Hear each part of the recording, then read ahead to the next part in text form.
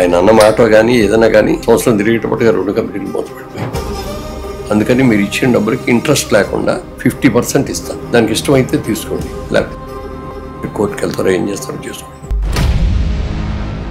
350 సినిమాల్లో హీరో పాత్రల నుండి కామెడీ పాత్రలు, తండ్రి పాత్రల వరకు ఎన్నో పాత్రలు చేశారు మహానటుడు మురళీమోహన్ గారు.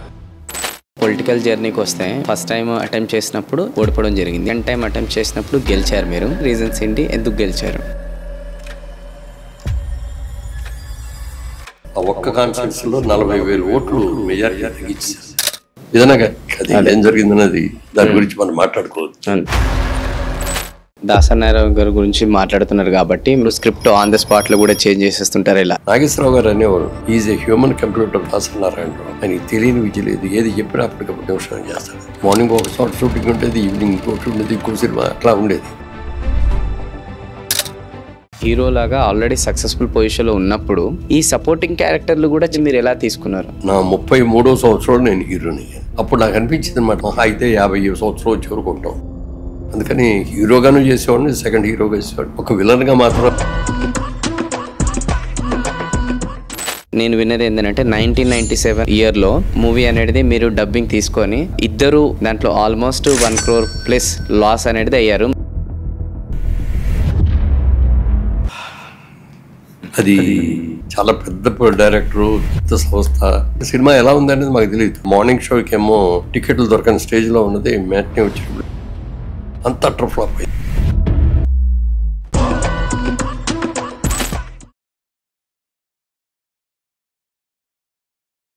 నమస్కారం sir. Thank you so much me valuable time అనేది ఇచ్చినందుకు. ఈరోజు ఈ పాడ్కాస్ట్ లాగా నేను భావించట్లేదు. ఒక కృష్ణుడు అర్జునుడికి ఏ విధంగా అయితే అదే జ్ఞానం అనేది ప్రసాదించారో నేను అలానే భావిస్తున్నాను. మీరు నా లైఫ్లో కృష్ణుడు అని చెప్పేసి, సో ఆ విధానంగా జ్ఞానం ఈరోజు తీసుకోవాలని నేను భావిస్తున్నాను. అంటే ఇది ఒక పాడ్కాస్ట్ లాగా లేదు, నేను ఈరోజు మీతోని అంత నాలెడ్జ్ నేను తీసుకోవాలని ఫిక్స్ అయ్యాను అనమాట. ఎందుకంటే you are a true inspirational leader for me. ఎన్నో రోజుల నుంచి మీతో కలవాలనుకున్నా, today my dream come true. Thank you so much sir. Sir, ఈరోజు మీరు మంగంటి రాజా రామ్మోహన్ రాయ్ అనే పేరు అనేది మీరు స్టార్ట్ అయింది. బట్ ఈరోజు మురళీమోహన్ గాగా ఒక బ్రాండ్ అనేది మీరు క్రియేట్ చేశారు. అంటే ఈ పేరు ట్రాన్స్ఫర్మేషన్ అనేది ఎలా జరిగింది సార్? అంటే ఒరిజినల్గా పేరు మాగంటి రాజా రామ్మోహన్ రాయ్ అని మా ఫాదర్ నేను పుట్టినప్పుడు పెట్టిన పేరు. అది రోజు అంత పేరు పెరగటం కష్టపడి రాజాబాబు అంటూ అలవాటు అయిపోయింది. ఇంట్లో స్కూల్కి వెళ్ళినప్పుడు స్కూల్ రికార్డ్స్లో పేరు ఏంటి అని అడిగితే రాజాబాబు అని. రాజా రామ్మోహన్ రావు అన్నది పక్కకు పోయింది, అది రాజాబాబు వచ్చింది. సినిమాల్లోకి వచ్చేటప్పటికి ఆల్రెడీ ఒక రాజబాబు గారు ఉన్నారు, కమెడియన్ రాజబాబు గారు. ఆ ప్రొడ్యూసర్ గారు ఏమన్నారంటే, కన్ఫ్యూజన్ వస్తాయి, ఆయన రాజబాబు మీరు రాజబాబు, ఆయన ఏమో కమెడియన్ రాజబాబు, లేకపోతే మీరు హీరో రాజబాబు, ఇవన్నీ పెట్టడం బాగోదు, పేరు మార్చుకోవద్దు, మీకు అభ్యంతరం అయితే పేరు మార్చవచ్చు. రకరకాలు పెట్టిన దాని మీద ఫైనల్గా ఆయన మురళీమోహన్ అనేది ఈరోజు బ్రాండ్ అయిపోయింది సార్. అలానే ఇప్పుడు 85 years ఈరోజు ఏజ్ మీది, కానీ చూస్తే ఇప్పుడు కూడా మాకంటే ఫుల్ యాక్టివ్గా మీరు కనిపిస్తుంటారు. అండ్ నేను పర్సనల్గా నేను చాలా సందర్భాల్లో మిమ్మల్ని చూశాను సార్, స్టేజ్ ప్రోగ్రాంలో కూడా, అక్కడ ఫుల్ యాక్టివ్గా మీరు కనిపిస్తుంటారు అనమాట. సో ఇంత యాక్టివ్నెస్కి సీక్రెట్స్ అంటే మీరు కొన్ని సందర్భాల్లో చెప్పారు. ఈ రోజు కూడా మీరు ఆల్మోస్ట్ 10,000 to 15,000 steps అనేది వాక్ చేస్తారని కూడా తెలిసింది. అంటే హెల్త్కి ఎందుకు ఇంత ప్రయారిటీ అనేది మీరు ఇస్తున్నారు ఈ వయసులో కూడా? అండ్ చాలామంది ఈరోజు యంగ్స్టర్స్ కూడా ప్రయారిటీ అనేది తీయట్లేదు. అలాంటి వాళ్ళకి కూడా మీరు ఏం చెప్తారు? అంటే యాక్చువల్గా నేను ఇలా ఉండగలగడానికి కారణం ఫ్యామిలీ జీన్స్ అండి. నెంబర్ 1, ఫాదర్ 96 years బతికారు, మదర్ 100 years బతికారు. వాళ్ళ ఆరోగ్యం నాకు కూడా వచ్చింది. నాకు బీపీలు కానీ షుగర్లు కానీ ఏంటి లేవు. అలా అని చెప్పి మనకు అన్నీ వచ్చాయి అని చెప్పి మనం జాగ్రత్తగా ఉండకపోతే ఏది పనిచేయదు, ఏ జీన్స్ కూడా పనిచేయదు. అందుకని అలా కాకుండా ఉండటం కోసం, ప్లస్ సినిమా ఆర్టిస్ట్ అవటం కూడా కొంత అయిన తర్వాత పర్సనాలిటీ కరెక్ట్గా చూసుకోవాలి కదా. అందుకని ఎప్పటి నుంచి కూడా ఎక్సర్సైజ్ చేయటం, లేకపోతే వాకింగ్ చేయటం, స్విమ్మింగ్ చేయటం, జాగింగ్ చేయటం, లేకపోతే హార్స్ రైడింగ్ చేయటం, ఏదో ఒకటి. రోజు అన్నీ చేయలేకపోయినా అప్పుడు అదొకటి అట్లా చేస్తూ వచ్చాను. ఇప్పుడు కూడా యాక్చువల్గా ఇప్పుడు అయితే ఒక విధంగా రిటైర్మెంట్ స్టేజ్ అయ్యి నేను. అయినప్పటికీ కూడా ఏమంటే ఇంట్లో కూర్చొని బాగా లైఫ్ లాంగ్గా కష్టపడి తిరిగినాడిని. ఇప్పుడు గబుక్కున రిటైర్ అయిపోయాను, ఇంట్లో కూర్చోడాను అంటే అనారోగ్యం అదే పిలుస్తుంది. అందుకని ఇప్పుడు కూడా మార్నింగ్ లేచి నడుస్తాను. ఇందాక మీరు అన్నట్టుగా 20,000 దాకా నడుస్తున్నా ఈ మధ్యన. నడుస్తా అంటే ఇక అబ్బాయి రామ్మోహన్ ఆయన పేరు, వాళ్ళు మా బ్రదర్ కిషోర్ వీళ్ళందరూ వచ్చి కూడా పెట్టారు. తర్వాత డాక్టర్ దగ్గరికి తీసుకెళ్ళి పరీక్షలు అయ్యి చేస్తే అన్ని పెర్ఫెక్ట్గా ఉన్నాయన్నాడు సోమరాజు గారు, కార్డియాలజిస్ట్. ఆయన చూసి మీకంటే నాకంటే ఆయనే బాగున్నాడు అని చెప్పాడు. చెప్పి అప్పుడు అన్నాడు అనమాట ఆయన, 20,000 వద్దండి, అంత నడవక్కర్లేదు, 10,000 నడవండి, 10,000 మించి అక్కర్లా. తర్వాత కావాలంటే జిమ్లో జాయిన్ అవ్వండి. ఏమైందంటే కొంత మజిల్స్ లూజ్ అయినాయి. లూజ్ అయిన తర్వాత వాళ్ళందరూ చెప్పింది ఏంటంటే జిమ్ చేయండి, వారానికి 3 రోజులు జిమ్ చేయండి అని చెప్తే 3 days ట్రైనర్ వస్తాడు. మాకు ఇంట్లోనే జిమ్ ఉంది, మంచి జిమ్. ఆ జిమ్లో అన్నీ చేసుకుంటాం. 3 రోజులేమో సైక్లింగ్ అది చేస్తాను. మార్నింగ్ వాక్ కాకుండా ఈవినింగ్ ఆల్టర్నేట్ డేస్లో సైక్లింగ్ చేస్తాను. అలా హెల్త్ కాపాడుకుంటున్నాం. అదే మీరు కాపాడుకుంటున్నారు. బట్ ఇప్పుడు మీరు 10 to 20,000 స్టెప్స్ అని చెప్తేనే నాకు చాలా షాకింగ్ ఉంది. ఈరోజు యంగ్స్టర్స్ ఎవరైతే ఉన్నారో సో వాళ్ళు ఓవరాల్గా క్యాలిక్యులేట్ చేస్తే ఒక 2 to 3,000 కూడా లేవు యావరేజ్ కూడా. సో అలాంటి యంగ్స్టర్స్కి మీరు గట్టిగా ఏం మెసేజ్ ఇస్తారు సార్? ఎందుకంటే టువర్డ్స్ హెల్త్ అదే చెప్తారు కదా. మనం ఇప్పుడు కనుక బద్దకిచ్చేసి ఏదో ఇంట్లోనే కూర్చొని ఆ సోఫాలో కూర్చొని టీవీ చూసుకుంటే అట్టా కూర్చున్నాం అనుకోండి, అన్ని అనారోగ్యాలు వచ్చేస్తాయి. కానీ ఇప్పుడు మార్నింగ్ 5:30 కల్లా లేచిపోయి 6 లోపు వాకింగ్ వెళ్ళిపోతాను. మేమున్న అపార్ట్మెంట్స్లోనే మాకు పైన టెర్రస్, స్విమ్మింగ్ పూలు, జిమ్ అన్నీ ఉన్నాయి మాకు సపరేట్గా. ఇది మిగిలిన వాళ్ళతో సంబంధం. కింద జనరల్గా ఉండేవన్నీ ఉన్నాయి. ఇది మాకు only for me and for my brother and Samantha కూడా ఇప్పుడు అక్కడ అది వాళ్ళు కొనుక్కున్నారు. అది వాళ్ళ మా ముగ్గురికే పరిమితం అనమాట. అక్కడ పూల్ సైడ్ చుట్టూ తిరుగుతూ ఉండే, కిందకి వెళ్ళగానే అందరూ పలకరించడం, ఆపటం, డిస్టర్బ్ అయిపోద్ది. ఒక రిథంలో మనం నడిచేటప్పుడు ఎవరు డిస్టర్బ్ చేయకుండా ఉండాలి. ఆ టైంలో ఎవరు ఉండరు. అట్లా చేస్తాను. చేసిన తర్వాత కరెక్ట్గా 7 కల్లా వచ్చేసి అప్పుడు ఈటీవీ న్యూస్ చూస్తాను నేను రెగ్యులర్గా. Morning 7 to 8, 7 to 7:30, evening 9 to 9:30. అది కంపల్సరీ ఎక్కడున్నా కూడా. అది చూస్తున్న టైంలోనే మా మిస్సెస్ వచ్చి కాఫీ తీస్తే కాఫీ తాగిన తర్వాత ఆవిడ రోజు బీపీలు చూసుకుంటాం. ఎందుకంటే మనకు ఎలా కంట్రోల్లో ఉండాలో కూడా చూసుకోవాలంటే మా ఇంట్లో ఎలక్ట్రానిక్ ఇవి ఉన్నాయి. ఆ మిస్సెస్ చూస్తాను ముందు. అది కూడా ఒకసారి చూస్తే కాదు, 3 సార్లు చూడమని చెప్పారు సోమరాజు గారు. 3 చూసుకొని యావరేజ్ చేసుకోవాలండి. ఒకసారి పెట్టిన దానికి ఇంకోసారి కూడా తేడా వస్తుంది అంటే అట్లా ముందు ఆవిడ చూస్తాను, తర్వాత నాకు నేను చూసుకుంటాను. మళ్ళీ 8 to 9 మళ్ళీ గంట నడుస్తాను. దాంతో వాకింగ్ అయిపోద్ది. ఈవినింగ్ జిమ్ అయితే జిమ్ కాకపోతే సైక్లింగ్. అది ఆ విధంగా. ఎందుకంటే ఒకరోజు 15,000 నడుస్తాను, లేకపోతే ఒకరోజు అవసరం అయితే రేపు వాకింగ్ లేదు అనుకుంటే ఇవాళ 20,000 నడుస్తాను. యావరేజ్గా వీక్ వచ్చేటప్పటికి ఇప్పుడు 10,000కి తీసుకొచ్చాను. బట్ ఇప్పుడు 15లో ఉన్నా. 20 నుంచి ఒకసారిగా 10లోకి రాకూడదు కదా అని యావరేజ్ 15లో ఉన్నాను. రాబోయే రోజులు ఇంకొక వచ్చేదాన్ని సార్. సార్ ఇప్పుడు మీరు మార్నింగ్ షెడ్యూల్ అనేది మీరు చెప్పారు. ఒకసారి మీ డే స్టార్ట్ అయిన తర్వాత ఎలా ఉంటుంది సార్? అంటే మీరు ఆఫీస్ అవర్స్కి ఎలా ఇస్తారు, మళ్ళీ మీరు ఫ్యామిలీకి ఎలా టైం ఇస్తారు? ఎందుకంటే ఈ ఏజ్లో కూడా your work life balance is excellent అనమాట. అంటే నేను ఒక టైం టేబుల్ లాగా వేసుకుంటాను. అంటే మమ్మల్ని రెగ్యులర్గా ఇటే కాకుండా వాళ్ళ పలానా ఫంక్షన్ ఉంది, ఫంక్షన్కి ఇంటికి వెళ్ళాలి, ఇంట్లో ఈ టైంకి బయలుదేరాలి. నాకు రోజు నడక ఒక ఇదైతే, మళ్ళీ న్యూస్ చూడటం ఒక ఇదైతే, స్నానం చేసిన తర్వాత బ్రేక్ఫాస్ట్ తీసుకొని పూజ చేయటం రోజు 1 hour చేస్తాను. ఇవన్నీ కూడా క్యాల్కులేట్ చేసుకొని మినిట్ టు మినిట్ ప్రోగ్రామ్ లాగా వేసుకొని వస్తాను. ఎక్కడ లేట్ అయ్యి నేను అవ్వను. ఎవరన్నా ఎదుర్కొంటూ వచ్చేవాళ్ళు లేట్గా వస్తే కూడా నేను ఒప్పుకోను. అదే సార్ ట్రాఫిక్ జామ్ అయిందండి అనేది అందరూ చెప్తారు. కరెక్టే, కానీ జామ్ అవుద్దని తెలుసుకొని అవదని ఎందుకు అనుకోవాలి? జామ్ అవుద్ది, దానికి కూడా 1 గంట ఎర్లీగా బయలుదేరాలి అన్నీ తీసుకోవాలి అంటాను నేను. ఎందుకంటే టైంకి ఇచ్చిన వాల్యూ మీరు దేన్నన్నా ఖర్చు పెట్టొస్తే సంపాదించవచ్చే, కానీ ఖర్చు పెట్టేసిన టైంని మళ్ళీ వెనక్కి తీసుకురాలి. అందుకని మాకు కూడా ఏమైనా బ్యాంక్స్ దగ్గర అపాయింట్మెంట్స్ అయినా వస్తే 11 రండి అన్నారు అనుకోండి, 11కి అక్కడ చేరటానికి ఎంత టైం పడుతుంది అని లెక్కేసుకొని క్యాల్కులేట్ చేసుకొని 1/4 గంట ముందు వెళ్ళిపోయి అక్కడ ఉంటాం, బయటే కారులోనే కూర్చొని ఉంటాం. కరెక్ట్గా ఆ టైంకి స్పాట్ టైంకి లోపలికి వెళ్తాం. అంత టైం మెయింటైన్ చేస్తాం. లేకపోతే ఎందుకంటే మన టైముని కనుక వేస్ట్ చేయటం చూస్తే మనం ఏదో చేయాలనుకున్నా అన్నీ చేయలేము. మనం అన్నీ చేయాలి అనుకుంటే టైం అంటే మెయింటైన్ చేయాలి కంపల్సరీగా. అలానే సార్ మీ ఒక ఆఫీస్ కూడా మీరు రావడము, మళ్ళీ దాని తర్వాత ఇందాక అన్నారు లంచ్ కూడా టుగెదర్ ఫ్యామిలీ, అండ్ దాని తర్వాత మీ డే అనేది కూడా ఎలా ఎండ్ అవుతుంది సార్? అంటే 1:30కి అట్లా ఇంట్లోంచి బయలుదేరి వెళ్తామండి. 2 o'clock అట్లా లంచ్ తీసుకుంటాం. లంచ్ తీసుకున్న తర్వాత బ్రదరు పిల్లలు వచ్చినాడు, అబ్బాయి, అందరూ ఒక గంట సేపు అందరం కలిసి కూర్చొని డైలీ ఉంటుందా సార్ ఇది? డైలీ ఉంటుంది. డైలీ ఫ్యామిలీ టుగెదర్ ఆఫ్టర్నూన్ లంచ్లో కలుస్తారు. లంచ్లో కలుస్తాం. ఓకే. డిన్నర్ మళ్ళీ ఎవరింట్లో వెళ్ళి. ఓకే. బాబుకే ఉంది, తమ్ముడికి ఉంది. అందుకని లంచ్ అయ్యేదిన తర్వాత వాళ్ళు వెళ్ళిపోతారు. 3 o'clock అట్లా వెళ్ళిపోతారు. అప్పుడు వెళ్ళిన తర్వాత కాసేపు మళ్ళీ పేపర్స్ అన్ని చదువుతాం. పేపర్స్ చూడటం అయిన తర్వాత కాసేపు టీవీ చూడటం. జిమ్ ఉంటేనేమో 4:30 to 5:30 జిమ్ ఉంటుంది. జిమ్ లేని రోజున 4:30 to 5:30 సైక్లింగ్ చేస్తాను. ఈవినింగ్ ఫంక్షన్స్ అయినా ఉంటే ఫంక్షన్స్కి అటెండ్ అవటం. ఎందుకంటే పెళ్ళిళ్ళకి కానీ బయట ప్రైవేట్ ఫంక్షన్స్ కానీ అన్నిటికీ వెళ్తాను. జనరల్గా నాకు ఖాళీ లేదండి, కుదరదండి అనేది అన్ను సాధ్యమైనంత వరకు అటెండ్ అవుతాను. వాళ్ళంత ప్రేమతో మనం పిలిచినప్పుడు మనం వెళ్ళాలి అనేది ఒక ఆలోచన. అలానే సార్ మీరు లైఫ్లో చాలా సక్సెస్లు చూశారు, ఫెయిలియర్స్ కూడా చూశారు. సో ఫెయిలియర్స్ గురించి చెప్పాలనంటే అందులో కూడా చాలా లెర్నింగ్స్ ఉన్నాయి. అందులో ఒకటి వచ్చేసి నేను విన్నది ఏంటంటే 1997 అప్రాక్స్ ఇయర్లో ఒక ఇద్దరు మూవీ అనేది మీరు డబ్బింగ్ అనేది తీసుకొని దాంట్లో ఆల్మోస్ట్ 1 crore ప్లస్ లాస్ అనేది అయ్యారు. అంటే ఇప్పుడు అప్పట్లో 1997లో 1 కోటి రూపాయలు అంటే ఇప్పుడు దాదాపు 100 కోట్లతో సమానమని నేను భావిస్తాను అనమాట. సో ఆ లాస్ వచ్చినప్పుడు మీరు దాన్ని ఎలా తీసుకున్నారు అండ్ దాని నుంచి ఎలా నేర్చుకున్నారు, ఎలా బయటపడ్డారు?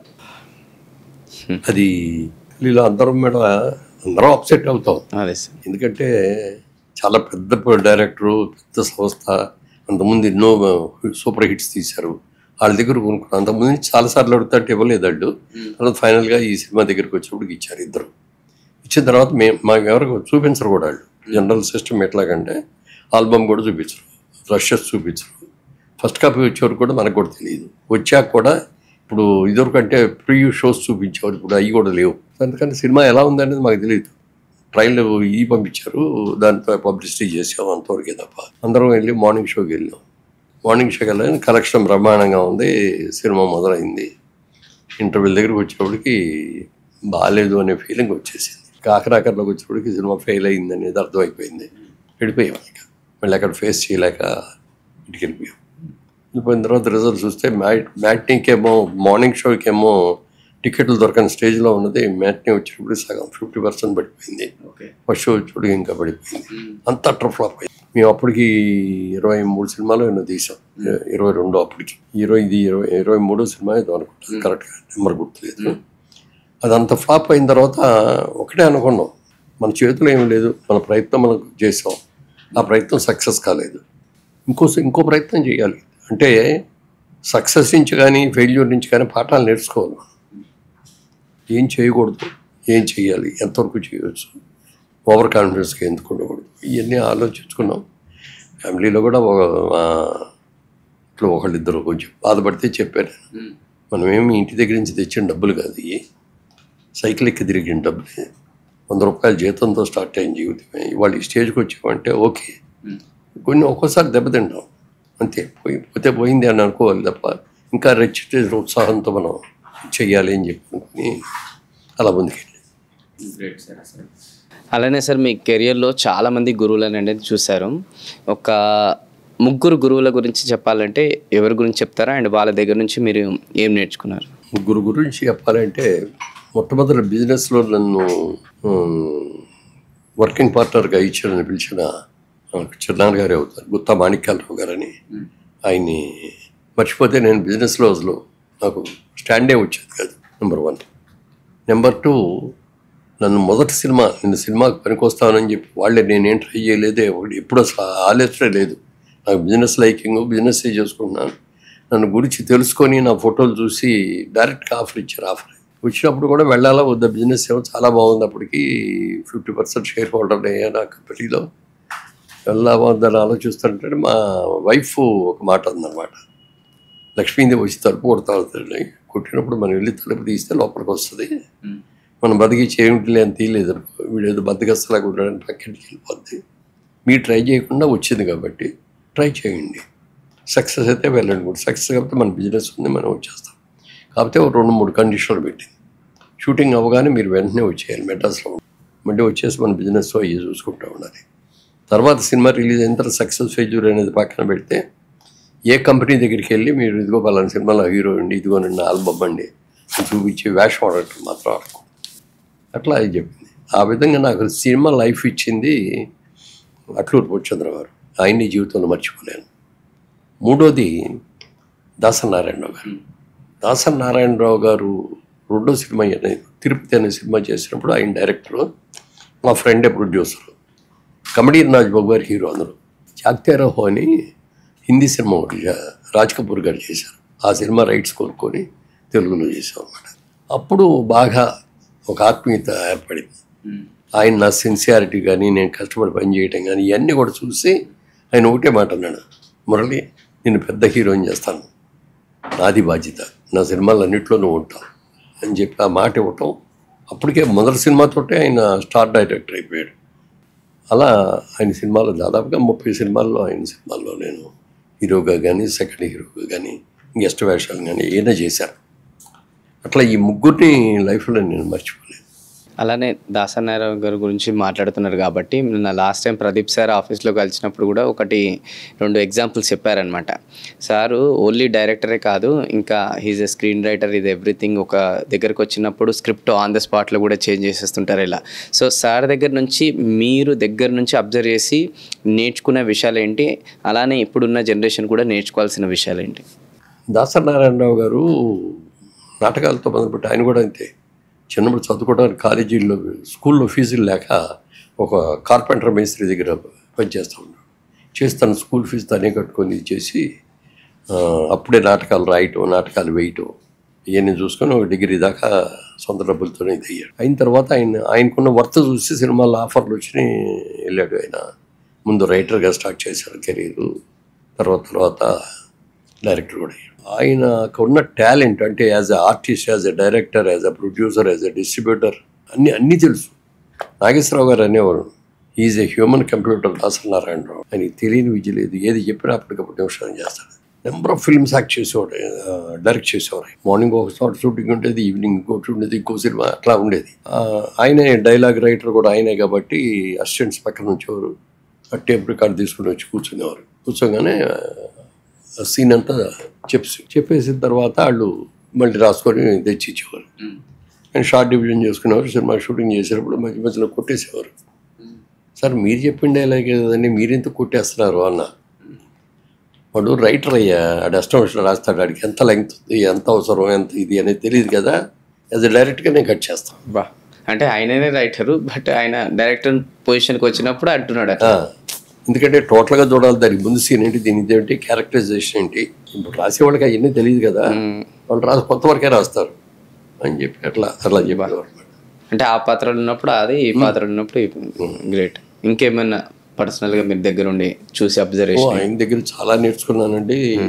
అసలు నైట్ టైం ఎక్కువ వర్క్ చేసేవారు. పగలు మామూలుగా 9 o'clock షూటింగ్ మొదలైతే ఈవినింగ్ 6కి అందరూ క్లోజ్ చేసేస్తారు. 6 అలా 9 అయ్యేది, 9 అలా 12 అయ్యేది, 12 అయ్యేది, 2 అయ్యేది, మళ్ళీ మార్నింగ్ మళ్ళీ మామూలు. ఎన్టీ రామారావు ఈయన బజుల్లా రోడ్లో ఉండేవారు, ఎదురు బదురు ఇళ్ళే. ఈయనేమో తెల్లవారుజామున 2, 3 అయితే కానీ పడుకోడు, ఆయనేమో 3 అయ్యేటప్పటికి నిద్రలేస్తారు. అంటే ఆ ఎదురు బదురు ఇళ్లలో ఫుల్ ఇటు ఉంటుంది అనమాట. అందుకని అందరూ అంటారు, ఆయన మేము నిద్రపోయేవాళ్ళు, ఆయన లేచేవేళ ఒకటే అని. ఆయన అంతే చాలా సిస్టమేటిక్. ఎన్టీ రామారావు కూడా తెల్లవారు 3 గంటలకు లేచి అప్పుడు ఎక్సర్సైజ్ చేయాలి. ఇప్పుడులాగా జిమ్లు ఎన్ని లేవు ఆ రోజుల్లో. అందుకని ఆయన ఏం చేశారంటే ఒక లారీ ఇసుక తీసుకొచ్చి ఇంటి ముందు అన్లోడ్ చేసి పెట్టుకుంటున్నాడు. పొద్దున్నే లేచి వచ్చావు, మన పార ఉంటాయి, ఆ పార పెట్టి ఆ లారీ ఇసుక తీసి పక్కేసేవారు. అదే ఆయన ఎక్సర్సైజ్. తర్వాత 5 స్నానం చేసేసి భోజనం కూడా చేసేసి వచ్చే మేకప్ అది వేసేసుకొని ఈ తిరుపతి చూడటానికి వెళ్ళిన వాళ్ళందరూ మెడ్రాస్ వచ్చేవారు. అప్పుడు ఈయన దగ్గరికి వచ్చేవారు. అప్పటికే ఈయన కృష్ణుడు, రాముడు అన్నీ పౌరాణిక వేషాలు వేశారు కాబట్టి ఆయన చూడాలి. ఆయన వచ్చేటప్పుడు చక్కగా అందరితో కూర్చోబెట్టి మాట్లాడి ఆనందం చేసి బస్సులు దిగేవి. అట్లా చాలా ఇదిగా ఉండేవాడు. వాళ్ళందరినీ చూసి, పెద్దవాళ్ళందరూ చూసి, నాగేశ్వరరావు చూసి, రామారావు చూసి ఎన్నో నేర్చుకున్నాం. క్రమశిక్షణ కూడా వాళ్ళ దగ్గర నుంచి నేర్చుకున్నది. అలానే మీరు కెరియర్లో ఒక హీరోలాగా ఆల్రెడీ సక్సెస్ఫుల్ పొజిషన్లో ఉన్నప్పుడు ఆ పొజిషన్ అనేది నెరవేరుస్తూ ఇంకో సైడు ఎన్టీ రామారావు గారు కావచ్చు, నాగేశ్వరరావు గారు కావచ్చు, దాని తర్వాత కృష్ణ గారు కావచ్చు, వీళ్ళు కూడా ఇంకో సినిమాలో హీరోల్లాగా చేస్తుంటే వాళ్ళకి మీరు బ్రదర్ క్యారెక్టర్ ఏదైతే సపోర్టింగ్ లీడింగ్ క్యారెక్టర్ కూడా మీరు చేసుకుంటూ వచ్చారు. అంటే కెరియర్లో ఆల్రెడీ సక్సెస్ఫుల్ పొజిషన్లో ఉన్నప్పుడు ఈ సపోర్టింగ్ క్యారెక్టర్లు కూడా చేయడానికి అట్లాంటి డేరింగ్ స్టెప్ అనేది మీరు ఎలా తీసుకున్నారు? అంటే నేను సినిమాల్లోకి వచ్చేటప్పటికి నాకు పెళ్ళైపోయింది, 2 పిల్లలు. నా 33వ సంవత్సరంలో నేను హీరోని అయ్యాను. అప్పుడు నాకు అనిపించింది అనమాట, 33వ సంవత్సరం మహా అయితే 50 సంవత్సరం వచ్చే వరకు ఉంటాం, అంటే 17 ఏళ్ళు ఉంటాం. ఈ 17 ఏళ్ళ తర్వాత హీరోగా చేయకూడదు, మనకు మనమే రిటైర్ అయిపోవాలి అని అనుకొని ఈ టైంలో ఎన్ని వీలైతే అన్ని చేయాలనేది ఆలోచన అనమాట. ఖాళీకి కూర్చోకూడదు. అందుకని పెద్ద డైరెక్టర్లు సినిమాల్లో పిలిచినప్పుడు సెకండ్ హీరోయిన్ నాగేశ్వరరావు పక్కన, రామారావు పక్కన, సోమన్ బాబు గారు, కృష్ణప్రాజ్ గారు, కృష్ణ గారు, వీళ్ళందరూ పెద్ద సినిమాల్లో సెకండ్ హీరోలు చేశారు. కొన్ని ఈక్వల్ రోల్స్ చేసాం అట్లా. అందుకని హీరోగాను చేసేవాడిని, సెకండ్ హీరోగా చేసేవాడిని, ఒక విలన్గా మాత్రం చేయలేదు ఎప్పుడు.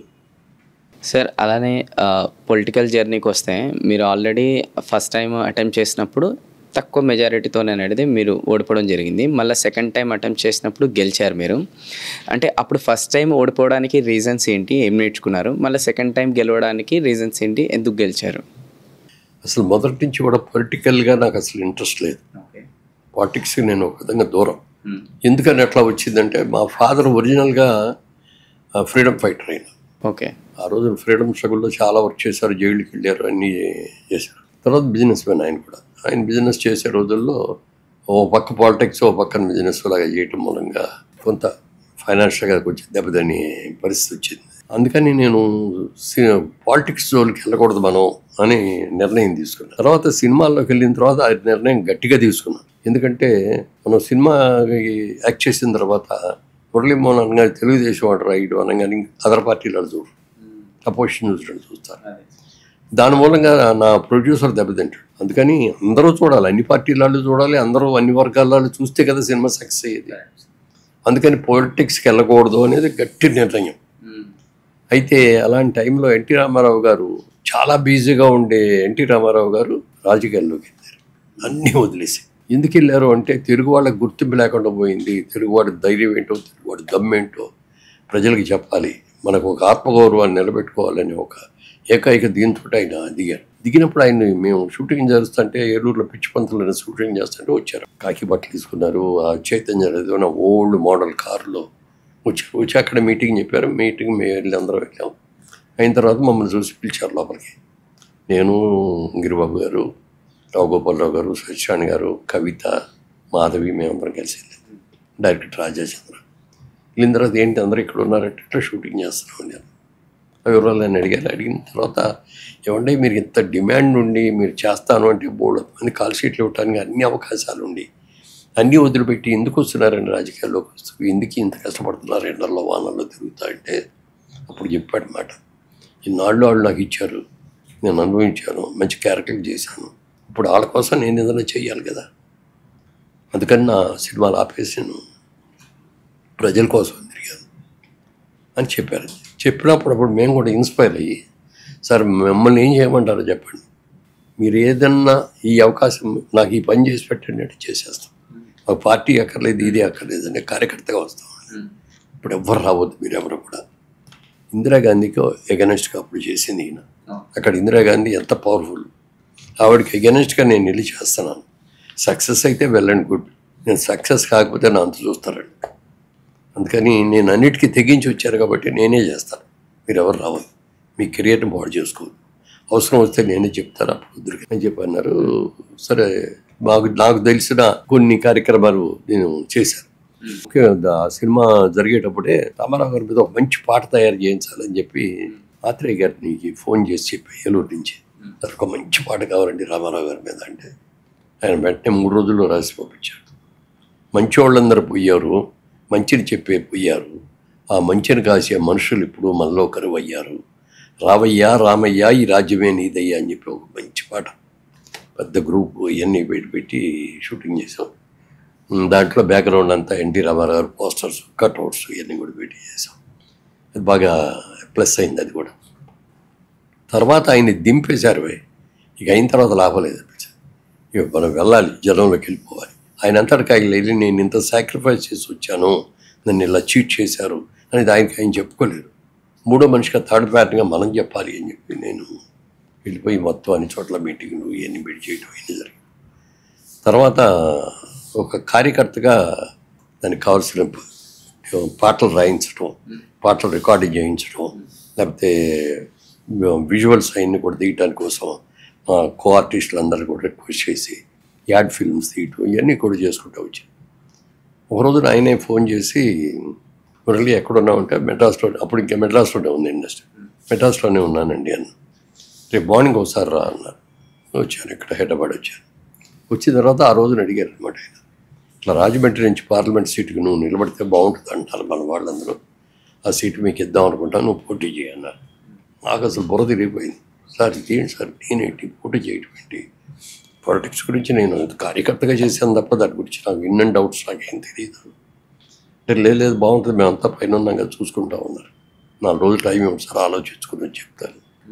ఓకే 4 రోజులు ఆలోచించుకుని వచ్చి ఓకే చెప్పండి అన్నారు. అప్పుడు కూడా 4 రోజుల తర్వాత వెళ్ళి ఓకేనా అన్నారు. సరే మీలాగా నేను సాక్రిఫైస్ చేయలేదండి, ఇప్పుడు ఇటు కానీ స్టేజ్లో ఉన్నాను, ఇందులో సక్సెస్ అవ్వలేదు అనుకోండి, ఇది పోగొట్టుకుంటాను, సినిమాను పోగొట్టుకున్నట్టు, పిల్లలు కూడా ఇంకా చదువుకుంటున్నారు అందరూ చెప్తే ఇట్స్ ఆల్ రైట్ బ్రదర్ అన్నాడు. తర్వాత చంద్రబాబు నాయుడు గారు వాళ్ళు, ఉపేంద్ర గారు వాళ్ళు అందరూ చాలా కన్విన్స్ చేయడానికి ట్రై చేసి కూడా నేను వద్దు. తర్వాత ఇక అన్నీ బిజినెస్లు స్టార్ట్ చేసి ఇక్కడ రియల్ ఎస్టేట్ చేసి ఇవన్నీ అయిన తర్వాత పిల్లల పెళ్ళిళ్ళు అయిపోయిన తర్వాత మళ్ళీ చంద్రబాబు నాయుడు గారు కవర్ చేసి మళ్ళీ అప్పుడు రాలన్నావు కదా ఇప్పుడు రాని మొదలెట్టారు.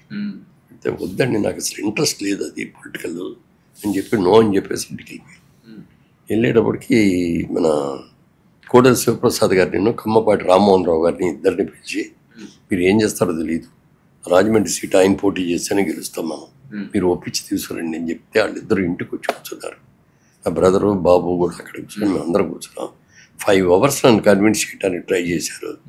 ఎక్కడో ఒక ఎక్విప్మెంట్లో సరేనండి మీరు ఇంత ఆత్మీయంగా చెప్తారు. నాకంటే కోడెల శివప్రసాద్ గారు అంటే నాకు చాలా ఇష్టం, మంచి స్నేహితుడు కూడా ఆయన.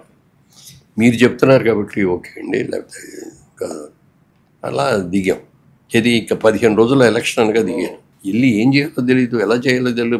ప్రచారం అంతా ముందు చేసేవాడిని, పార్టీకి ప్రచారం అవన్నీ తెలుసు, కానీ బూతులు కమిటీలు ఏంటి, ఎవరు బూతులు చేసుకోవాలి ఏమీ తెలియదు. తెలియకుండా అందులో దిగిపోయాం. అయినా 7 కాన్స్టిట్యున్సీస్లో 6 గెలిచాం, ఒకే ఒక్క కాన్స్టిట్యున్సీలో ఓడిపోయి ఇక్కడికి వచ్చిన మెజారిటీ అంతా దాటిపోయింది. దానికి కారణాలు వేరే ఉన్నాయనుకోండి, ఇక అవన్నీ నేను చెప్పను. ఇప్పుడు అది 1700 ఓట్లతో ఓడిపోయాను. అప్పుడు ఎవరెవరో పోటీ చేసేది నేను, కృష్ణంరాజు గారు ప్లస్ ఉండవల్లి ఆయన, మేము ముగ్గురు పోటీ అనమాట. ముగ్గురు పోటీలో ఆల్మోస్ట్ నాకే హైయెస్ట్ వచ్చింది. కృష్ణంరాజు గారి కంటే కూడా 1,00,000 ఓట్లు ఎక్కువ వచ్చినాయి.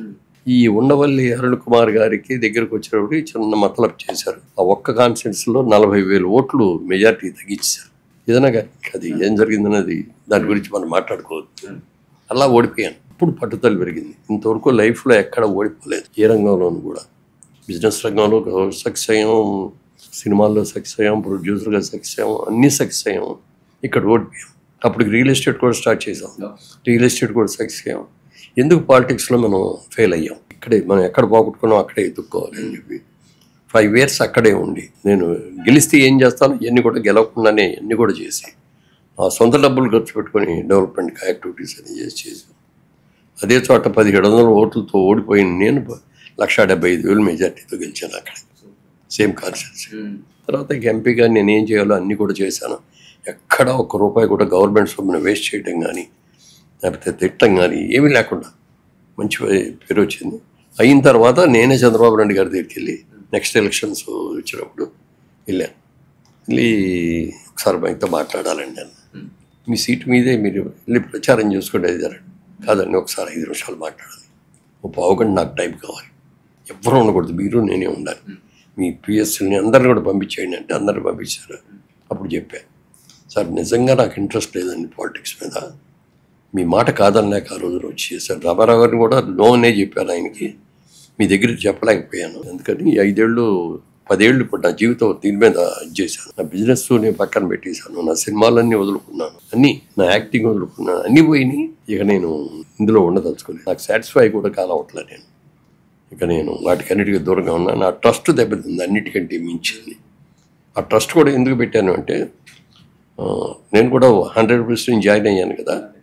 మామూలుగా చదువుకునే పిల్లలు, బాగా చదువుకునే పిల్లలు 10th వరకు వాళ్ళ ఊళ్ళో చదువుకుంటారు గవర్నమెంట్ స్కూల్లో.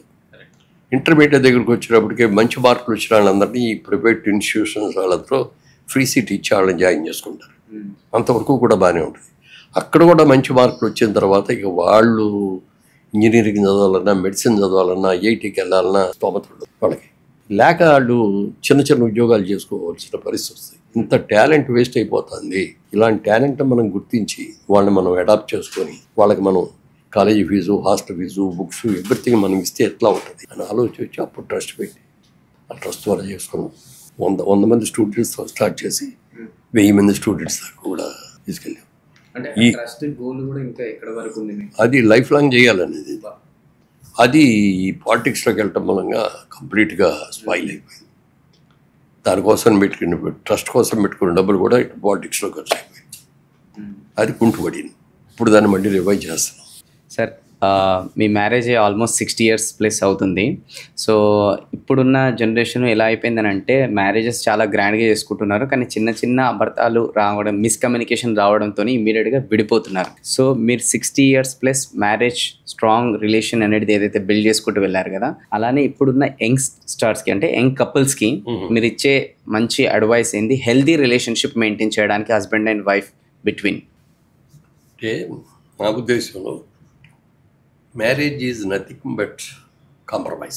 నాకు నేను గొప్పని అనుకుంటాను, ఆవిడ గొప్పది అనుకుంటుంది. ఎక్కడో మాట వస్తుంది, విడిపోతాం. దొరకటి రోజుల్లో ఈ విడిపోవటం, డైవర్స్లో ఉండేవి కాదు. ఈ జీవితానికి ఇంతే అని అనుకుని సెటిల్ అయిపోయి కాంప్రమైజ్ అయిపోయేవారు. ఇది లేదు. ఇప్పుడు ఏమవుతుందంటే, నాకు కోపం వచ్చినప్పుడు మా ఆవిడ తగ్గాలి, మా ఆవిడకి కోపం వచ్చినప్పుడు నేను తగ్గాలి. అలా కాకుండా నువ్వెంత అనుకుంటే ఏముంది అసలు బ్రేక్. అందుకని మా ఆవిడకి కూడా నేను అదే చెప్పాను, నేను చేసిన ఏమన్నా నేను నచ్చకపోతే నువ్వు కామ్గా ఇంట్లో ఉన్నప్పుడు, పడుకున్నప్పుడు, ఎప్పుడో అప్పుడు చెప్పు. నేను ఓపెన్గా చెప్తాను. నేను ఏమైనా తప్పు చేస్తే. తప్పు చెయ్యను, 100% చేయను. ఎందుకంటే ఇండస్ట్రీకి వెళ్ళినప్పుడు నేను 4 రిస్ట్రిక్షన్స్ పెట్టుకున్నాను. ఒకటి అప్పటికే పెళ్ళి అయిపోయింది, నాకు 2 పిల్లలు. అందుకని ఏ ఇల్లీగల్ కాంటాక్ట్స్ ఎవరితోటి పెట్టుకోకూడదు. నెంబర్ 1, జోదం ఆడకూడదు, పేకాడకూడదు, రేసులకు వెళ్ళకూడదు, అలాగే డ్రింక్ చేయకూడదు, పేకాడకూడదు. ఇవన్నీ పెట్టుకొని 100% పట్టించాం. ఆఖరిలోకి వచ్చేటప్పటికి నాగేశ్వరరావు అన్నారు, ఇప్పుడు ఇదివరకు అంత బిజీగా లేవు కదా, అది ఏం తీసుకుంటావు రిలీజ్ అయ్యి అన్న. ఏం తీసుకోనండి అన్న, కొంచెం చూసుకుంటానండి. నిద్ర పడుతుందా బాగానే పడుతుంది. అలా కాదు, 60 years దాటిన తర్వాత కొంచెం నర్వ్స్ వీక్ అవుతాయి, కొంచెం ఏదైనా బ్రాండీ కానీ ఏదైనా ఒక పెగ్గు, ఊరికి తాగుబోతులాగా తాగటం కదని చెప్తే ట్రై చేశా కానీ నాకు అది కుదరదు. తర్వాత అడిగితే చెప్పాను, నాకు ఎందుకో చాలా టైం పడుతుందండి, అది ఇల్లు గవ్వ గటగట తాగేసి ఇది కాదు కదా చెప్పిన తర్వాత ఇక ఎప్పుడన్నా పార్టీస్లో ఫంక్షన్స్ జరిగినప్పుడు మాత్రం డ్రింక్ చేస్తాను, అంతే తప్ప ఇంకా మిగిలిన ఏమి ప్యాకెట్ కూడా. నా ఫ్రెండ్స్ అందరూ ప్యాకెడతారు, నేను వెళ్ళిన వాళ్ళతో కూర్చొని కౌలు చెప్తాను తప్ప నేను ప్యాకెట్. అలానే సార్, అదే హెల్దీ రిలేషన్ మెయింటైన్ చేయడానికి మీరు కొన్ని రిచువల్స్ ఎలాంటివి మెయింటైన్ చేస్తారు? అందుకని తన అభిప్రాయాలను నేను గౌరవిస్తాను, నా అభిప్రాయాలను తను గౌరవిస్తుంది. అందుకని ఎక్కడ డిఫరెన్స్ ఆఫ్ ఒపీనియన్ ఇది రాదు. ఒకసారి ఎప్పుడన్నా చిన్న మాట తొందరపడి నేను ఏదన్నా ఆవిడ ఏదన్నా కూడా ఆ క్షణం కొంచెం కోపం వచ్చినా ఓ గంట సేపు 2 గంటలు కామ్గా ఉంటాం, తర్వాత మళ్ళీ బాగుంటుంది. అలానే ఇప్పుడున్న యూత్ డబ్బు అని చెప్పేసి డబ్బు వెనకాల చాలా అగ్రెసివ్గా పరిగెత్తున్నారు. సో అపార్ట్ ఫ్రమ్ డబ్బే కాకుండా ఇప్పుడున్న యూత్కి ఇంకా ఇంపార్టెంట్ అనేది ఏముంటుంది అంటే, ఇదివరకు ఫ్యామిలీలో ఒక్కళ్ళే సంపాదించేవారు, భార్య పిల్లలు వీళ్ళందరూ ఓళ్ళు తల్లిదండ్రులు ఉంటే వాళ్ళు వీళ్ళందరినీ చూసి చేసుకోవాలని ఒక్కళ్ళే. ఇవాళున్న ఖర్చులు, ఇవాళున్న పద్ధతుల ప్రకారంగా ఒక్క సంపాదన మీద ఎవరు బతకలేకపోతారు. అందుకని వైఫ్ హస్బెండ్ కూడా ఇద్దరు ఉద్యోగం చేయాల్సిన పరిస్థితులు వచ్చేసి, ఎప్పుడైతే ఒక ఇండివిజువాలిటీ వచ్చేసి నా సంపాదన నాది అన్న ఇది ఫీలింగ్ వచ్చిన తర్వాత ఆ బాండేజ్ మిస్ అయిపోతుంది. హస్బెండ్ టైమ్స్ వేరే అవ్వచ్చు, వైఫ్ ఉద్యోగం రీత్యా వేరే టైం మిస్ అవ్వచ్చు. వీళ్ళిద్దరూ ఉద్యోగాలు చేసి గొడవలో ఉండేటప్పుడు పిల్లలు వాళ్ళకి ఇంటికి వచ్చేటప్పటికి ఎవరో ఉండరు. ఓల్డ్ పేరెంట్స్ ఉంటే వాళ్ళు దగ్గర చూసుకుంటే మనవాడిని మనవరాలు చూసుకుంటే అది వేరే, కానీ అది లేని వాళ్ళు ఏం చేస్తారు? ఈ అమ్మ వచ్చే వరకు నాన్న వచ్చే వరకు వాళ్ళు ఒంటరిగా ఉండటం ఇది ఎట్లా జరుగుతుంది? ఎప్పుడైతే ఇండివిజువాలిటీ వచ్చేసిందో అప్పుడు ఏదైనా తేడా వస్తే విడాకులకి వెళ్ళిపోతుంది. కానీ అట్లా వెళ్ళబోయే ముందు ఒకటి ఆలోచించాలి. నీ అభిప్రాయం నాకు నచ్చుకో, నా అభిప్రాయం నీకు నచ్చుకో, ఇద్దరికి డిఫరెన్స్ ఆఫ్ వచ్చి విడిపోదాం. అది మన తప్పు అయినా రైట్ అన్న మన ఇద్దరిలోనే ఉంది. కానీ మనకు పుట్టిన పిల్లలు వాళ్ళు ఏం తప్పు చేశారు? మనకి ఎవరు ఇచ్చారా రైట్? మన ఇద్దరికి కలిపి పుట్టిన పిల్లలు మన ఇద్దరికి డిఫరెన్స్ ఆఫ్ వచ్చి విడిపోతే వాళ్ళు ఏమైపోవాలి? అమ్మ దగ్గర ఉంటావా నాన్న దగ్గర ఉంటావా అని అడుగుతాడు జడ్జి కూడా. విడాకులు ఇచ్చాడు. అమ్మ దగ్గర ఉంటాను అంటే జనరల్గా తల్లి దగ్గరికి ఇస్తారు. ఇది చిన్నప్పుడు ఎవ్రీ వీకెండ్ వచ్చారు, ఒక రోజు 2 రోజులు వచ్చి కలుసుకోవడానికి పిల్లలతోటి అట్లాంటివి ఇస్తున్నారు. అవి కూడా వాళ్ళు పోయినాయి చాలా వరకు. వాళ్ళు అనవసరంగా వాళ్ళ జీవితం నాశనం అవ్వకూడదు. వాళ్ళ కోసం తల్లి తండ్రి అయిన తర్వాత సాక్రిఫైస్ చేయాలి. డిఫరెన్స్ రాకుండా చూసుకోవాలి. వాళ్ళు బాగా చదివించుకొని వాళ్ళ లైఫ్ సెటిల్ అయ్యే వరకు చూడాల్సిన బాధ్యత తల్లిదండ్రులదే కదా. ఇవన్నీ దృష్టిలో పెట్టుకోకుండా గబుక్కన మాట మీద మాట అనేసేసుకొని విడిపోవటం అనేది మాత్రం కరెక్ట్ కాదు. Correct sir. అలానే ఇప్పుడు మీరు జయబెర్రీ ఆర్గనైజేషన్ స్టార్ట్ చేసి ఈరోజు చాలా పెద్ద బ్రాండ్ బిల్డ్ చేశారు కదా. కానీ ఇప్పుడున్న small and medium business owners అంత పెద్ద బ్రాండ్ బిల్డ్ చేయడం చాలా కష్టంగా అయిపోయింది.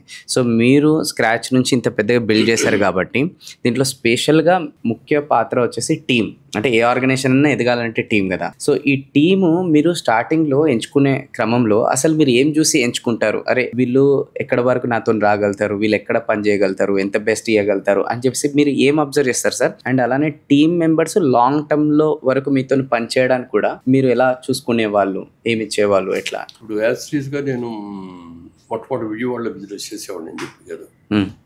అప్పుడున్న ఫ్రెండ్స్ కొంతమంది నాతో పాటు వచ్చేసారు.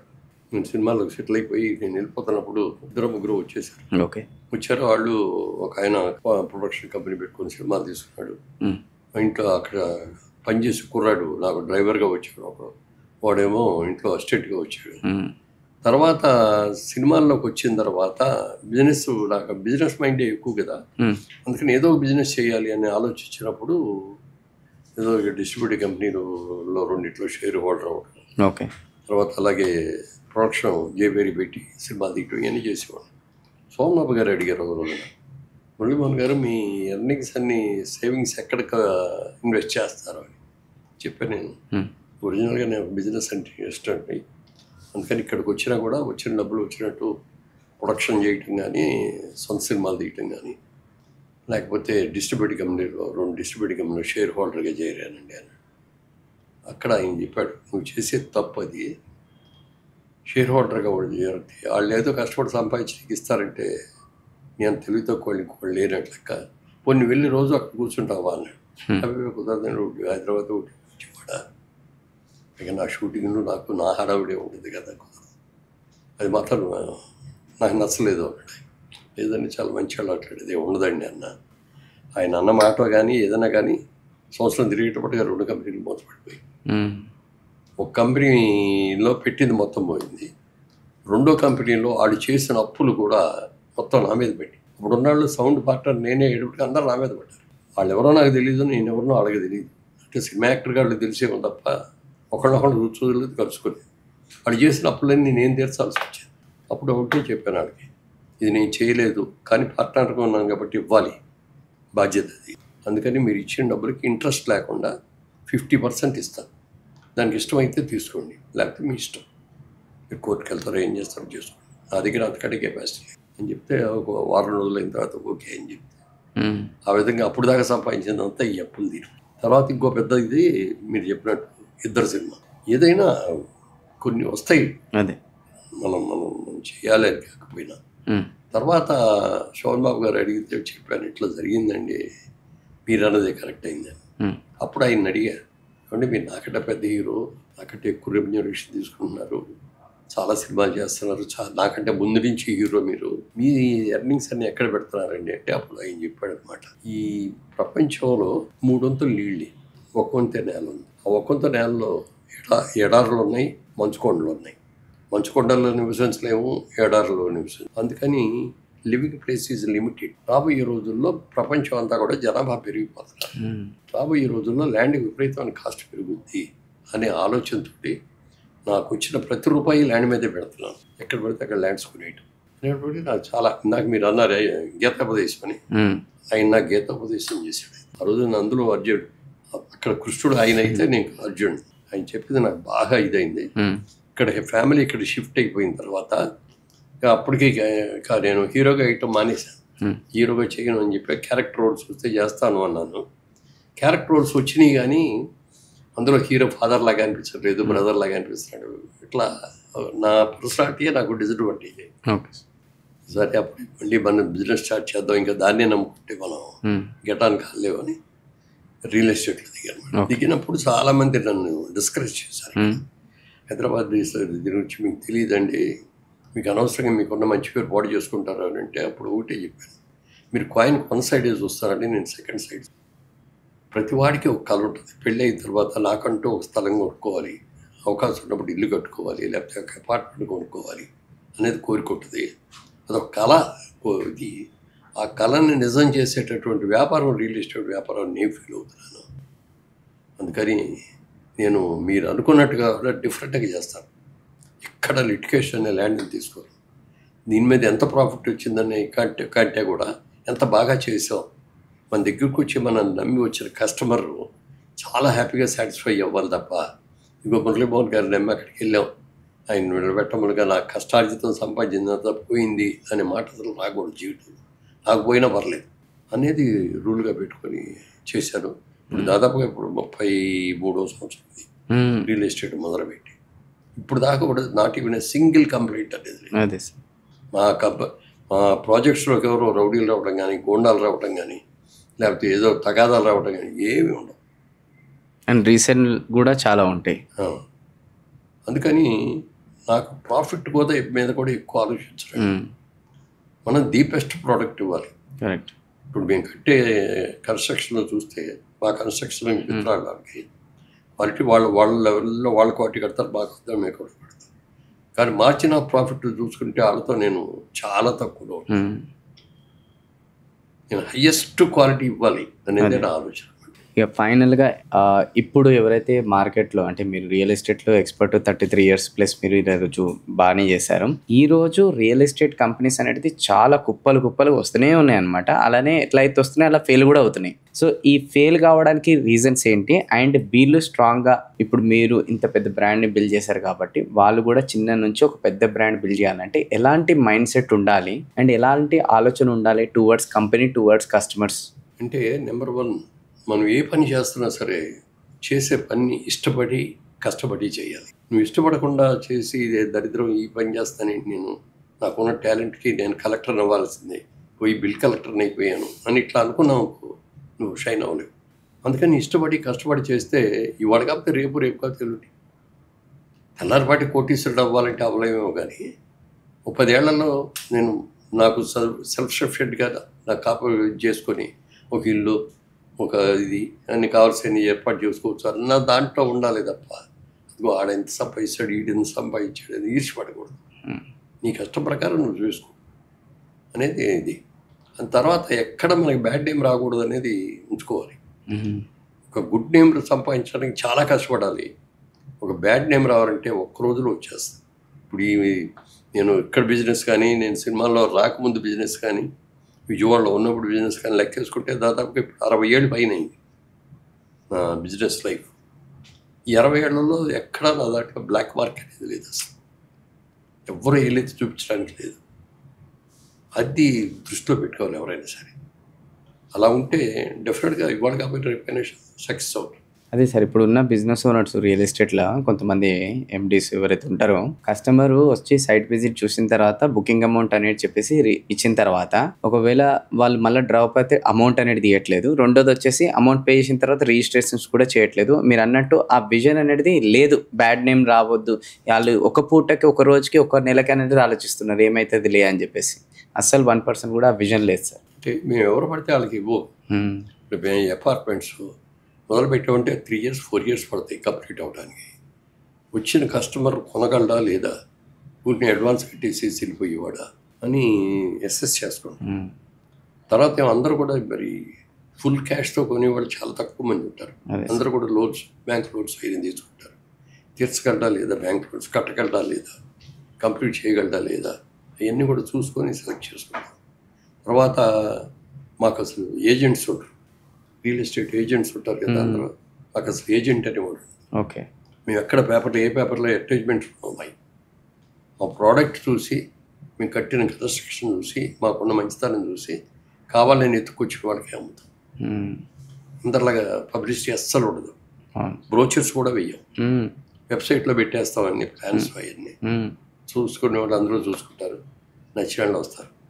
లేకపోతే మాకు రెగ్యులర్ కస్టమర్స్ లాగా ఉన్నాళ్ళు ఉంటారు, వాళ్ళు తెలిసి వాళ్ళ బ్రదర్స్కు, వాళ్ళ ఫ్రెండ్స్కు వాడి చెప్పి అట్లా వచ్చేది తప్ప పబ్లిసిటీ కూడా చేయదు. అంటే మీ క్వాలిటీ ఒక బ్రాండ్ అంతే. క్వాలిటీ చూసి రండి.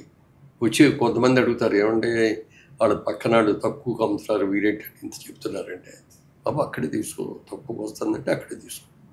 క్వాలిటీ కావాలి. ఇల్లు అనేది ఒకసారి రోజుకోసారి కొనేది కాదు. చొక్కా అంటే బాగా ఈ సొదలు మారేస్తాం, కానీ ఇల్లు అనేది అలా మారేయలేవు. జన్మానికి ఒక ఇల్లు కొంటాం, లేకపోతే మా అయితే బాగా సంపాదన పెడితే రెండోది కొనవచ్చు, మూడోది కొనవచ్చు. అందుకని దాన్ని చూసి తీసుకోవాలి అనేది అని చెప్తాం. నమ్మకం అనేది మీరు ఇందాక కూడా అడిగారు. విజయవాడలో బిజినెస్ చేసిన వాళ్ళు వచ్చారు. నేను సినిమాల్లో తీసుకుంటూ మొదలుపెట్టిన తర్వాత ఆ రోజు నుంచి ఈ రోజు కొన్న వాళ్ళు ఒక 7-8 మంది ఉన్నారు. అది 50 ఏళ్ళ సర్వీస్ ఉన్నాడు. వాళ్ళని సొంత ఫ్యామిలీ మనుషులాగా చూసుకుంటాను నేను. వాళ్ళ కష్టం వచ్చినా ఆపద వచ్చినా ఏం వచ్చినా అదే. వాళ్ళు ఇల్లు కొనుక్కోవాలంటే ఇల్లు కొనుక్కునే దగ్గర కానీ, కారు కొనుక్కోవాలంటే కారు కొనుక్కో, వాళ్ళు అడగకుండానే మేము ప్రొవైడ్ చేస్తాం. అందుకని బాగా నమ్మకంగా ఉంటారు వాళ్ళందరూ. మరీ నాకు నచ్చంది ఏంటంటే ఈ ప్రీ లాంచింగ్ అని ఈ మధ్య కొత్తగా మొదలుపెట్టాను. ఇట్స్ వెరీ బ్యాడ్ అండి. ఇప్పుడు వాళ్ళ చూసి ఏదో పులిని చూసి నాకు వాత పెట్టుకున్నట్టు, మురళీమోహన్ గారు ఎంత చేస్తారు, వీళ్ళు ఎంత చేస్తారు, వాళ్ళు ఎంత చేస్తారు, మనం ఎందుకు చేయకూడదు అని నలుగురు అలవటం, జాయిన్ అవ్వటం, నలుగురు ఏదో కొద్దిగా డబ్బులు పోగేసుకోవటం, వెళ్ళి ఏదో ఒక ల్యాండ్ చూడటం, ల్యాండ్కి అడ్వాన్స్ ఇచ్చేసి వచ్చి ప్రీ లాంచింగ్ అని చెప్పి అనౌన్స్మెంట్స్ పార్టీలు చేసేయటం, అందరు గ్రూప్ని వినటం. ఇదిగో మీరు కనుక ఇప్పుడే కనుక మీరు జాయిన్ అయ్యి ఇదైతే మీకు సంవత్సరం తిరిగేటప్పటికి 4 రెట్లు పెరిగేటట్టు ఇస్తాం, వద్దు అనుకోండి, లేదు కంటిన్యూలో ఉంటే ఉండొచ్చు అని ఇట్లా ఆశలు చూపించి చాలామంది అందరూ పడిపోయి నష్టపోతున్న వాళ్ళు చాలా ఎక్కువ మంది ఉన్నారు. దాని మూలంగా ప్రీ లాంచింగ్ సిస్టమ్ వచ్చిన తర్వాత రియల్ ఎస్టేట్కి చాలా బ్యాడ్ నేమ్ వచ్చింది. ఇప్పుడు యాక్చువల్గా చెప్పాలంటే రెగ్యులర్గా చేసే వాళ్ళందరూ కూడా ఒకరికొకరు పోటీకి బ్రహ్మాండంగా చేస్తారు. నేను 30 ఫ్లోర్లు కట్టానంటే 40 కడతాను, 40 అంటే 50, ఇప్పుడు 60 దాకా వెళ్ళిపోయింది, 60 ఫ్లోర్స్ దాకా కడతాను, ఇంకా పెరుగుద్ది. మరి అంత జాగ్రత్తగా అంత పెద్ద బిల్డింగ్స్ కట్టేటప్పుడు చాలా చాలా జాగ్రత్తగా కట్టాలి. ఎందుకంటే రేపు పొద్దున ఏమొస్తాయో తెలియదు, ఎర్త్క్వేక్స్ వస్తాయా, తుఫాన్లు వస్తాయా, ఏమొస్తాయి, వీటన్నింటినీ తట్టుకునేటట్టుగా లెవెల్ చేయాలి. అలా చేయాలంటే ఇంజనీరింగ్ సైట్ మంచిగా ఉండాలి, వాడే మెటీరియల్ అంతా బ్రహ్మాండమైంది ఉండాలి. ఇప్పుడు చాలామంది చాలా బాగా చేస్తారు, కానీ మాత్రం ఇదిగో ఇందాక మీరు ప్రీ లాంచింగ్ అనేది వచ్చి కొంతమంది చేస్తున్నది మాత్రం చాలా తప్పు జరుగుతుంది. తర్వాత వాళ్ళ డిమాండ్ కంటే కూడా సప్లై ఎక్కువ. వాళ్ళు 100 ఏళ్ళకి డిమాండ్ ఉందనుకో, 200 ఏళ్ళు కడతారు ఎవరన్నా కట్టం. కానీ దాంతో ఏమవుతుందంటే కొంచెం బిజినెస్లో అవుతుంది. అదే సార్. అండ్ ఫైనల్గా సార్, ఇప్పుడు చాలామంది జనాలు ఎవరైతే ఉన్నారు కదా, వాళ్ళ డబ్బు ఏదైతే నెలకు సంపాదిస్తుంటారో వాళ్ళు షో ఆఫ్ పైన, లేదంటే ఇదే కార్లు ఇంకేదన్నా చూపించుకోవడం పైన ఎక్కువ ఖర్చు పెడుతున్నారు.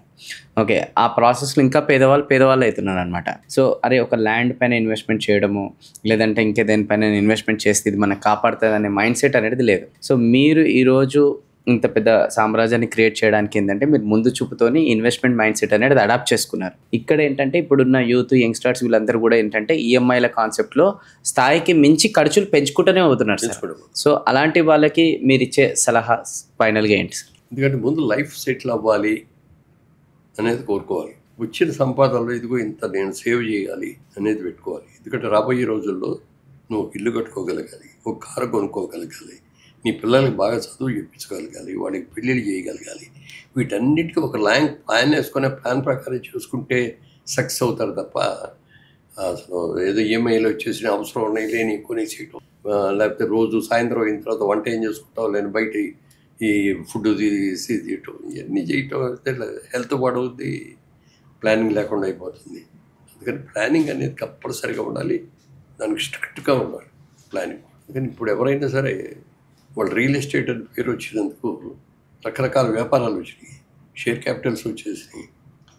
మరి వీటిలన్నింటిలో కూడా చూసేదానికంటే ది బెస్ట్ ఈజ్ ఇన్వెస్ట్మెంట్ నా పాయింట్ ఆఫ్ వ్యూలో రెండే రెండు. ఒకటి గోల్డ్ పర్చేజ్, రెండోది రియల్ ఎస్టేట్. సరి అయిన డెవలపర్ దగ్గర కనుక ల్యాండ్ సరి అయిన చోటలు చూసుకొని లిటికేషన్స్ లేకుండా ఉన్న ల్యాండ్ అని అంటే కొనుక్కుంటే దాన్ని మించిన ఇన్వెస్ట్మెంట్ లేదు. ఇక్కడ శిల్పారామం పక్కన మేము ఒకటి చేసాం ప్రాజెక్టు, లేఅవుట్. అది చేసేటప్పుడు గజం 800 ఇవాళ 3 లక్షలు పే. ఎంత ఎన్ని రెట్లు ప్రాఫిట్ వచ్చిందని కొనుక్కున్నాడు. ఇప్పుడు ఇది ఉంది, ఇది ఒక 40 acres, ఇది కూడా లేఅవుట్ ఎప్పుడు చేసాం. ఈ లేఅవుట్ చేసిన దాంట్లో కూడా అప్పుడు అంతే 1200 ఇది ఇవాళ 3 లక్షలు అవుతుంది. కొనుక్కున్నాడు, దాన్ని ఎంత బెనిఫిట్ పే. నెక్స్ట్ జనరేషన్ లైఫ్లో కూడా సెటిల్ అయిపోయింది.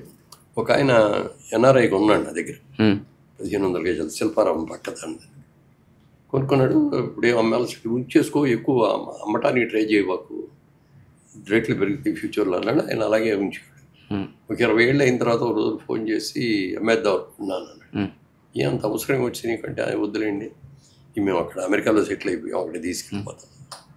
సరే అన్న బేరం చేసాం, మంచి ఆఫర్ చూసి ఇచ్చాం. ఏమండి నేను అమెరికా వెళ్ళి 2 ఏళ్ళు అయింది, 40 ఏళ్ళు అయింది, ఈ 40 ఏళ్ళలో నేను సంపాదించిన దానికంటే నీ దగ్గర ఇన్వెస్ట్ చేసి నీ ల్యాండ్లో వచ్చిన ప్రాఫిట్ ఎక్కువ ఉంది. ఇప్పుడు ఏదో విధంగా తీసుకెళ్ళారు అనుకోండి, అది వేరే విషయం. అట్లా హ్యాపీగా ఫీల్ అవుతుంది. చాలామంది మీ దగ్గర కొన్నామండి, చాలా బాగుందండి, లేకపోతే మీ ట్రస్ట్లో చదువుకున్నామండి, ఇప్పుడు బ్రహ్మాండంగా సెటిల్ అయ్యామండి. దాంట్లో ఉన్న ఆత్మ సంతృప్తి ఇంకో దాంట్లో ఉండదు. ఇప్పుడు హద్దే ఉండదు. అందుకని నేను కూడా ఇప్పుడు కూడా మీడియం స్కేల్లోనే ఉంటాను. నేను ఉండేది అపార్ట్మెంట్, నేను పెద్ద భవంతి కట్టుకోవచ్చు, పెద్ద గన్మెన్లు ఇవన్నీ. నాకు అసలు గన్మెన్లు ఉండరు. నేను పొలిటికల్గా ఉన్నప్పుడు కూడా గన్మెన్ వద్దని అన్నాను, కానీ కొన్ని పరిస్థితులు తప్పక కాన్స్టిట్యున్సీలో మాత్రం పెట్టుకోవాల్సి వచ్చేది. అంతే తప్పితే చాలా సింపుల్ లైఫ్. అపార్ట్మెంట్, నేను మా వైఫ్ కూడా అపార్ట్మెంట్లోనే ఉంటాను ఇప్పుడు కూడా. ఎందుకంటే బాబాళ్ళు ఇల్లు బాబు వేరే, ఇల్లు వేరే. లంచ్కి మాత్రం అందరం కలుస్తాం, డిన్నర్ ఎవరింట్లో. Thank you so much sir, me valuable time అనేది ఇచ్చినందుకు. ఇలానే అర్జున్కి అప్పుడప్పుడు కొంచెం టైం ఇస్తే మీకు పర్సనల్గా ఎప్పుడు ఉన్నా కూడా వచ్చి ఒక 4 విషయాలు నేర్చుకుంటూనే ఉంటాను సార్. మీరు పంపిణీ చూశారు, కొన్ని చక్కగా చేశారు. Thank you so much sir. మేము మీ దగ్గర నేర్చుకోవాల్సినవి కూడా చాలా ఉంటాయి. లేదు సార్, మీరు నాకు కృష్ణుడి లైఫ్కి అంతే. Thank you so much. Okay. So చూసారు కదా, ఇంతసేపు ఇంత ఓపికగా సార్ కూడా ఈ వయసులో కూడా ఎలాంటి మైండ్ సెట్ క్యారీ చేస్తున్నాడు, ఎలాంటి డిసిప్లిన్ క్యారీ చేస్తున్నాడు, ఇవన్నీ కూడా. సో ఈ పాడ్కాస్ట్లో నుంచి కీ లెర్నింగ్స్ ఏంటనేది కమెంట్ బాక్స్లో తెలియజేసి, అలానే ఫ్యామిలీ ఫ్రెండ్స్కి అండ్ ఫ్రెండ్స్కి వాట్సాప్ గ్రూప్లో కూడా ఈ పాడ్కాస్ట్ అనేది కొంచెం షేర్ చేసి, కొంచెం యంగ్ యూత్కి అనేది ఇలాంటి మెసేజ్ అనేది చాలా అవసరం. సో ఇందులోకి ఒక్క పాయింట్ అన్నా కూడా వాళ్ళ హార్ట్కి కనెక్ట్ అయినా చాలా భవిష్యత్తులో ఎంతో అనేది నెక్స్ట్ లెవెల్కి గ్రో అవుతారు అనమాట. ఓకే, మళ్ళీ నెక్స్ట్ పాడ్కాస్ట్లో ఇంకొక గెస్ట్తో మనం కలుద్దాం. Thank you so much. నేను మీ వేణు కళ్యాణ్, సైనింగ్ ఆఫ్. జై హింద్.